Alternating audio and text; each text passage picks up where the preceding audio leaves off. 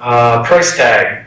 So when Clayton was analyzing some stocks, two in particular were Ford and Tesla.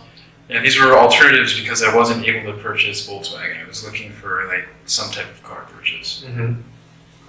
And Ford was around $14, 13 something, and Tesla was around 219. So tell us about what went through your head when you saw the price difference. 14 for Ford, then 200 something for Tesla.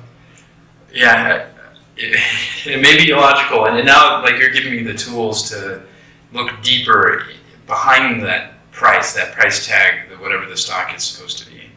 But just instinctively and intuitively, naturally, I see that a price of $220 versus a price of $14. Well, I want the cheaper one. Why would you not want the cheaper one? That's what automatically goes through my head. Mm-hmm. This was the same thing with Amazon. It's like $730.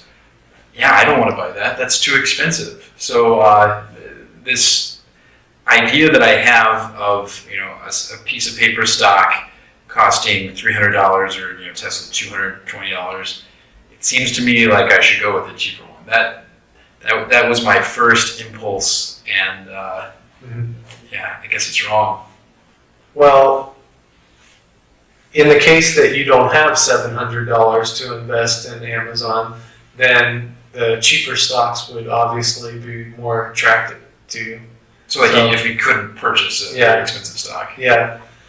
But in the case that you have enough money, $10,000 of a $700 price tag stock would be the same as buying many more shares of, like Ford, for example, that's $14 for the same $10,000. Yeah, so it's still you're investing $10,000 in each company.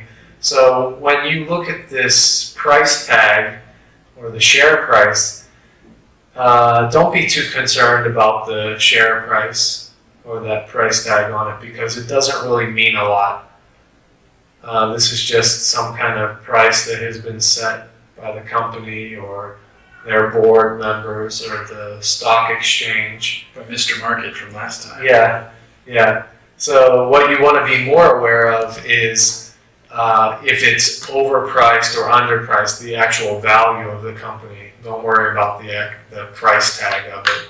You want to look at the price tag in relation to the high and the low and whether it's underpriced or overpriced now. So yeah, I mean that price tag, the immediate focus on the absolute value of the price of the stock.